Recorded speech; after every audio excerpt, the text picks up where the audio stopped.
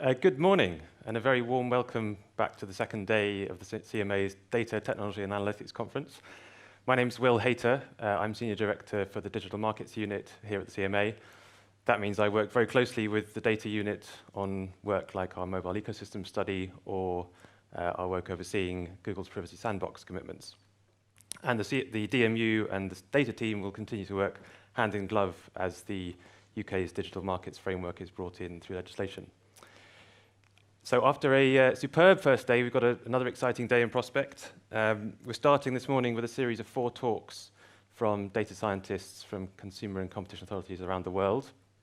And they'll be sharing some examples of how they're using and developing data techniques.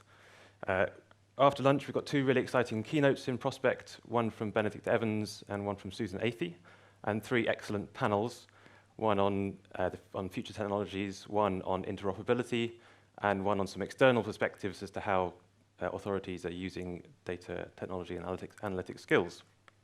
So, final quick reminder, please do submit questions via the online conference platform, and that's whether you're in the room or on the live stream. And without further ado, I'm going to bring on our first speaker. David Dorrell is Director of Data Science in the CMA's data unit. He's responsible for data science, data engineering, digital forensics, and e-discovery. And his presentation is going to build on Stefan's from yesterday, but with a particular focus on development of data pipelines in the data unit. David.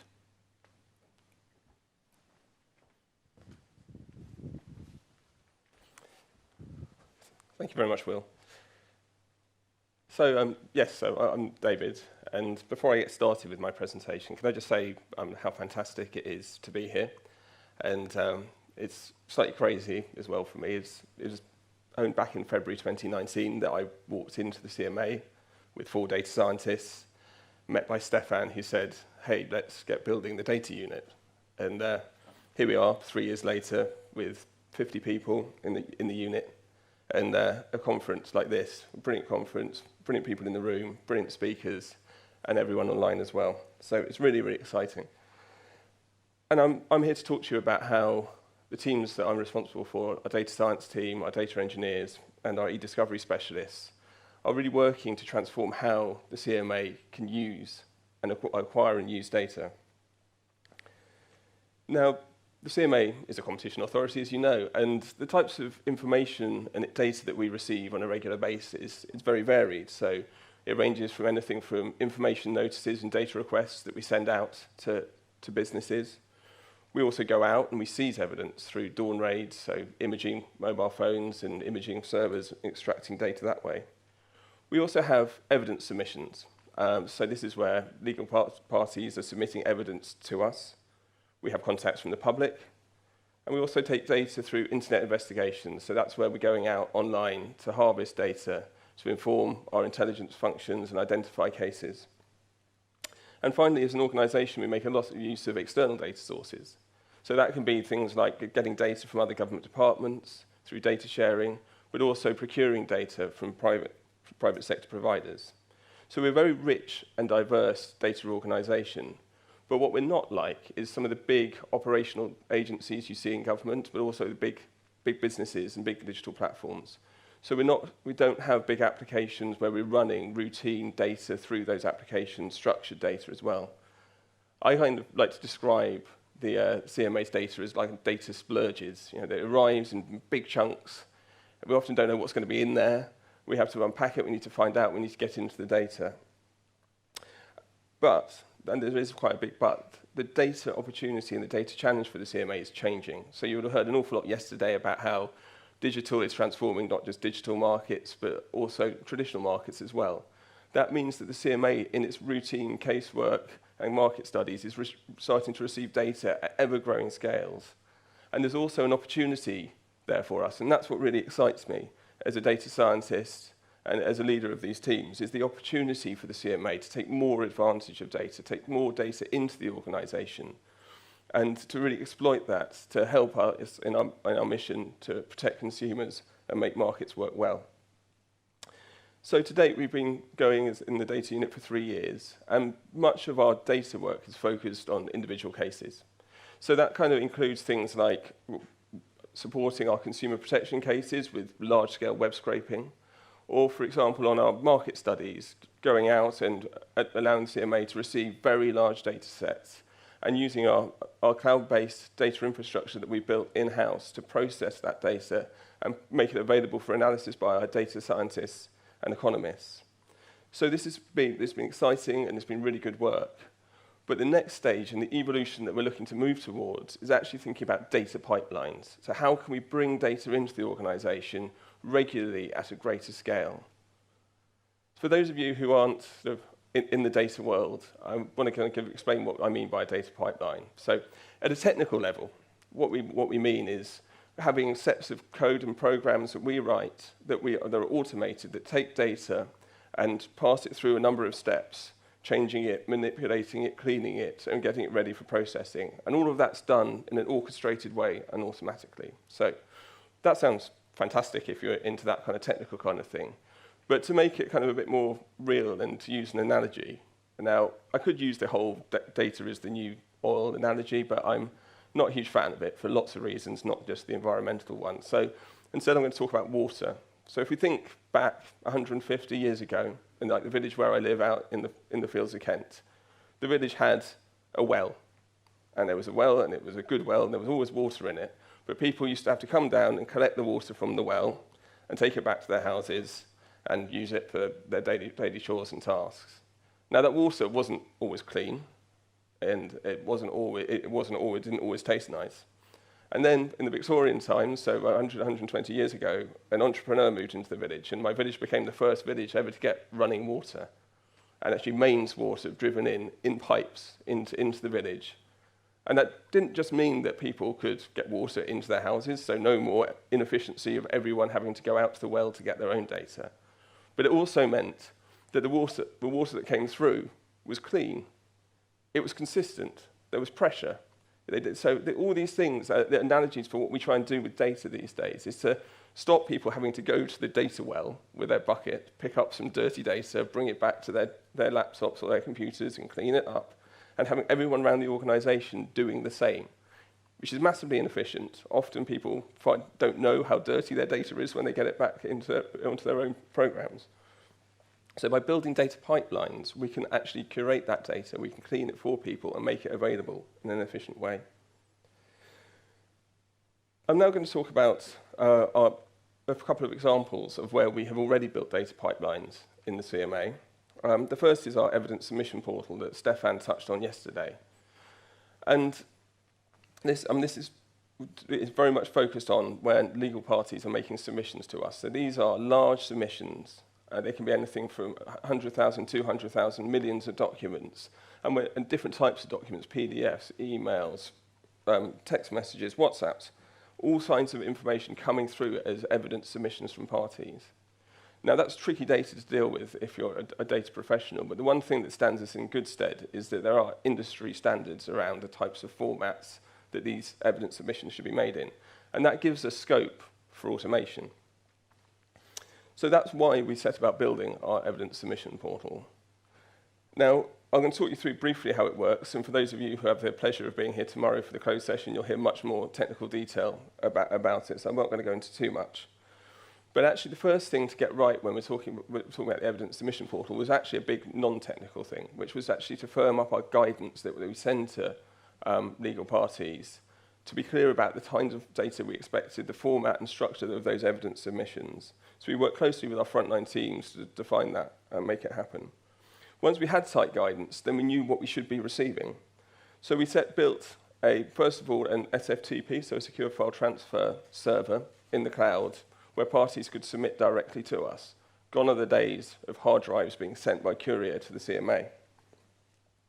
We then, behind that server, we have a pipeline, an automated pipeline, that takes every evidence submission and then at a click of a button, unpacks the submission, checks it's in the right format, validates it, makes sure that there are no corrupt files, etc. And then if there are issues, we're able to rapidly feed that back through our e-discovery team to the parties to get it corrected or changed and sent back. If it is validated correctly, as correct, then it's automatically transferred to our e-discovery team for onward processing into our review platform. So why have we done this? I mean, just to state the obvious, having clear and consistent guidance has reduced the amount of errors, even without the pipeline. By building something in the cloud, we have something that's scalable, that we can expand, and we can expand our processing power as we're bringing evidence through. That means we can receive ever bigger submissions.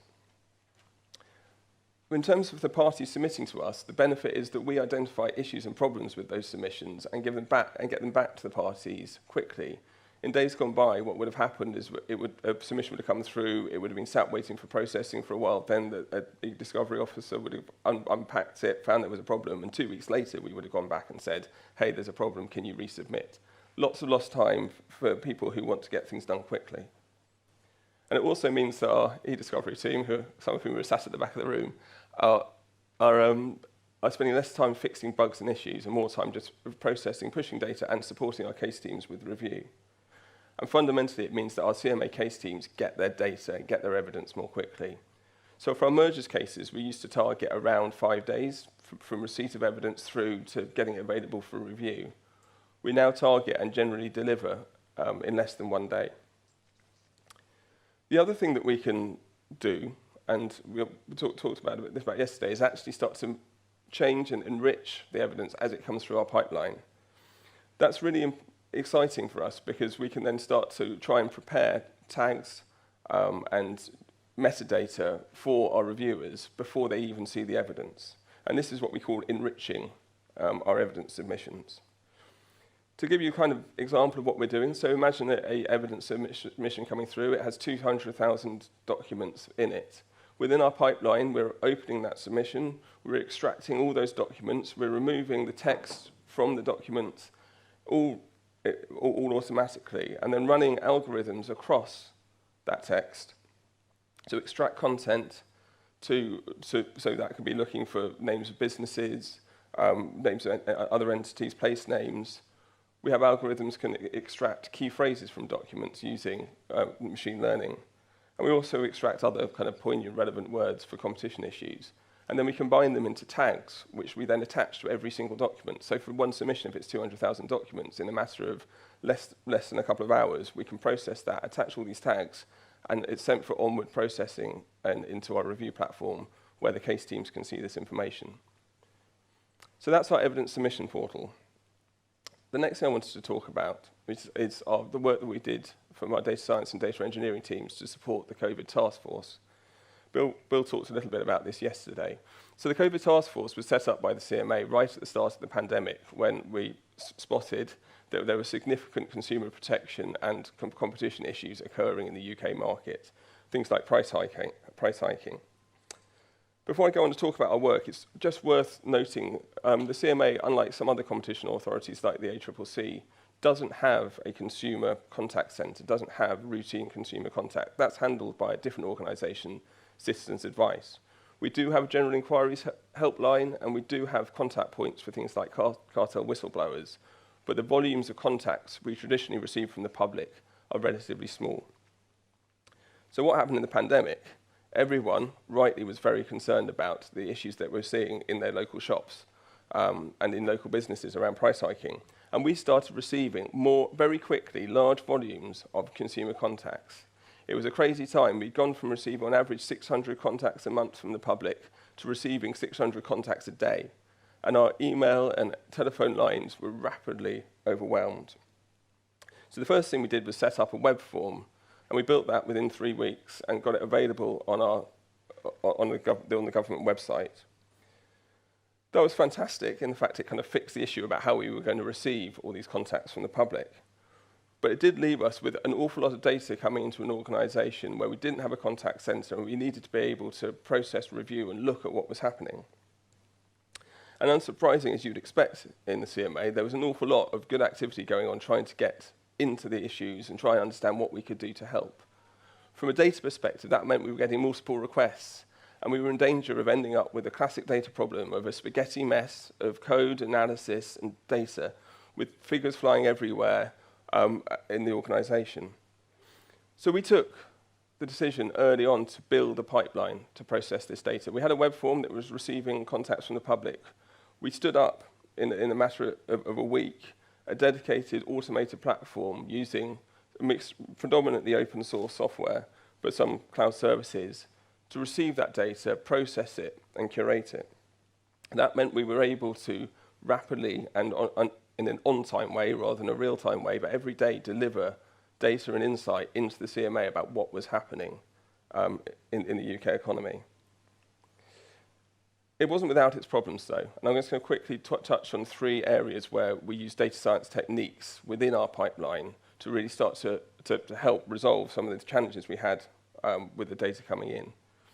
So as you will all remember, the early stages of the pandemic, it was rapidly evolving. No, we hadn't been in a situation like this before in the UK, and the nature of issues that were coming up in the markets were changing rapidly over time.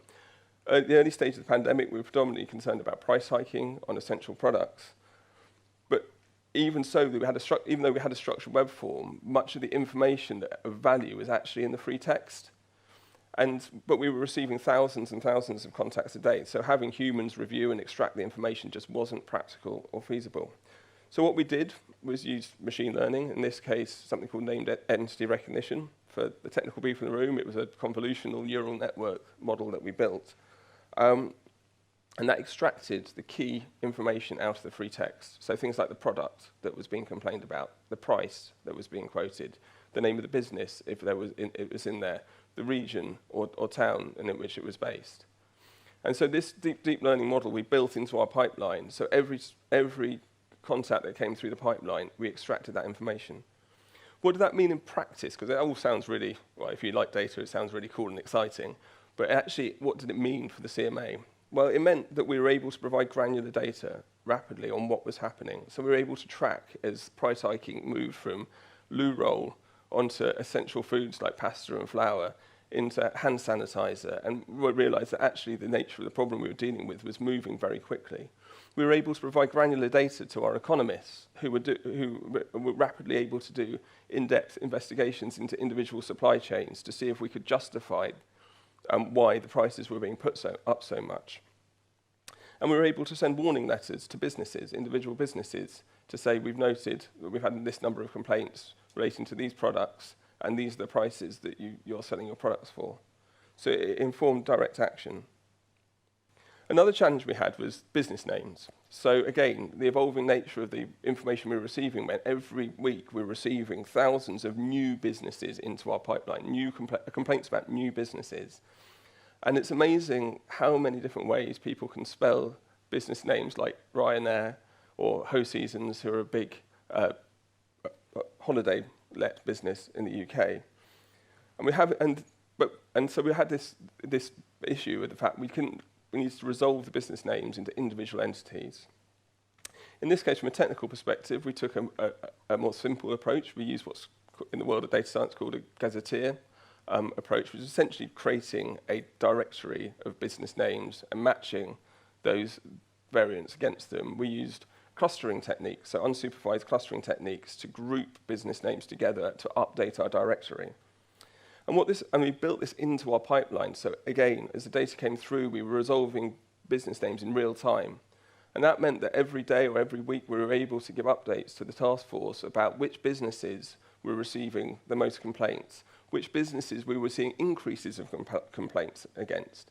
And that allowed colleagues in enforcement to identify those businesses where there seemed to be the most egregious issues. And our colleagues from consumer protection were able to take cases rapidly against holiday lets and various other businesses and secure millions, tens of millions, if not hundreds of millions of pounds of benefit for UK consumers. One of the final issues I want to talk about that we had to tackle was, again, within our web form, we were able to put in some structured questions around the sector, the market sector that the business, the person was complaining about, related to. Now, but you can't ask a member of the public to give a detailed, granular breakdown of which sector and which SIC code it related to. So we had some really standard questions for the big areas we were receiving complaints, so things like holidays, people not getting, and airlines where they weren't getting refunds due to cancellations. But as you'll see, if you can see this chart, for most of the time we were still receiving 20 to 30% of our complaints with an other sector label coming through. Now, when you're receiving it, by this point, in late but by this point, we received well over, tens of thousands, if not 100,000 complaints. So that's an awful lot of contacts where we needed to understand the nature of those complaints and which sectors they related to, so we could, as an organisation, take action. So again, we used machine learning. So we manually labelled a large corpus of those documents and then trained a model to allocate the contacts into particular sectors.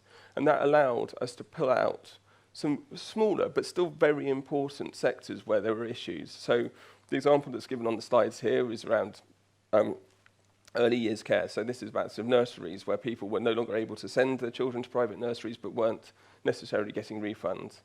But also things like weddings, where we weren't actually getting a huge volume of complaints compared to people complaining about holiday lets, but the value that they were complaining about, when you're thinking about a cancelled wedding, you can be talking about tens of thousands of pounds. So what did that allow us to do? It allowed us to identify the sectors, but also then do other forms of deterrence activity. So rather than taking enforcement action, but sending open letters to those sectors, directly addressing the kind of issues that we saw in the complaints, setting out our interpretation of the law and essentially warning businesses that they needed to come into line. So that's two examples of where building these data pipelines has really helped the CMA, and it continues to help the CMA to use data better and in a more stronger way. In terms of the benefits that data pipelines bring, they give you greater control over the data as it comes into the organisation. It allows you to essentially, I describe it, to curate it. So this idea of actually only having one version of the data that everyone uses, reducing that risk of spaghetti.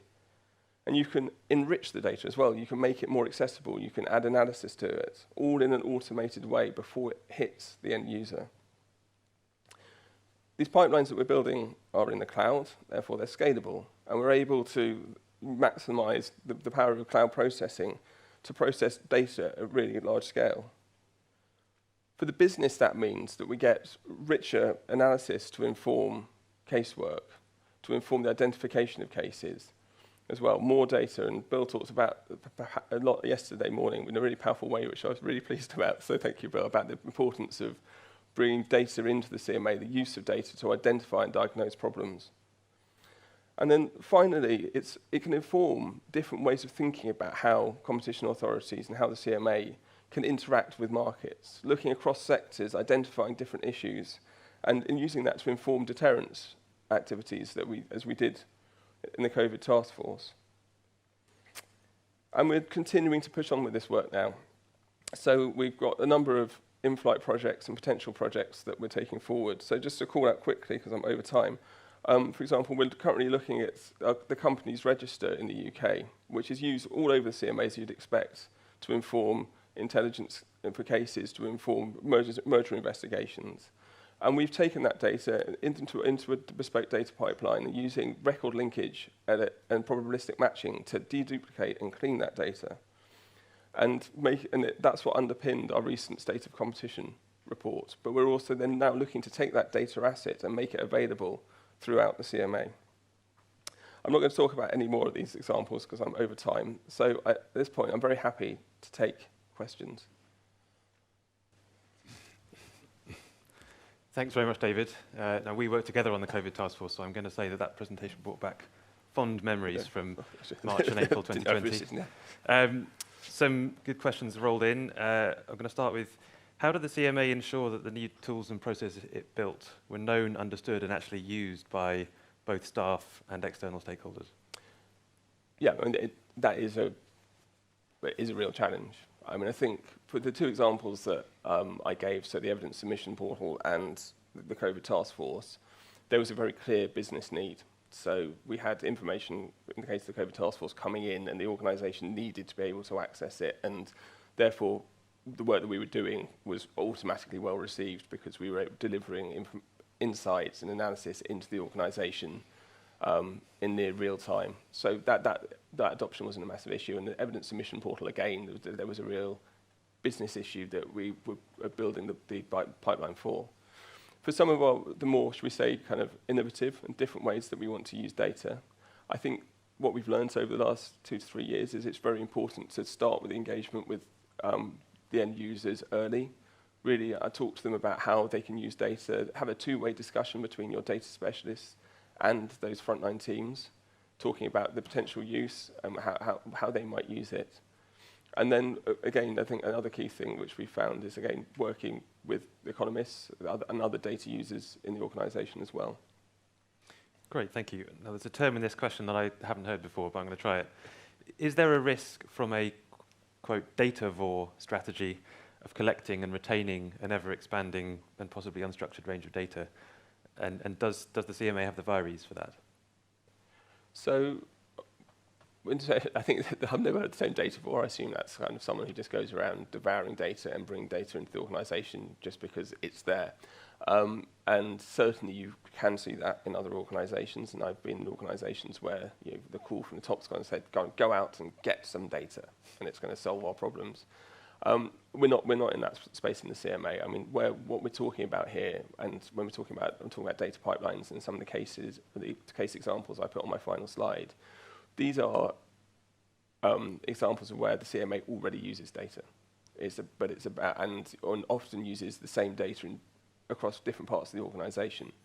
So what we're doing from a data science and data engineering perspective is actually bringing more of the same data in to inform better analysis, bring it in what we want to do is bring it in once and have it stored in a central repository in a curated way. So we're not going out and harvesting those data just because it's there. It's really about identifying the use cases for data across the CMA and trying to bring pipelines in to meet those needs.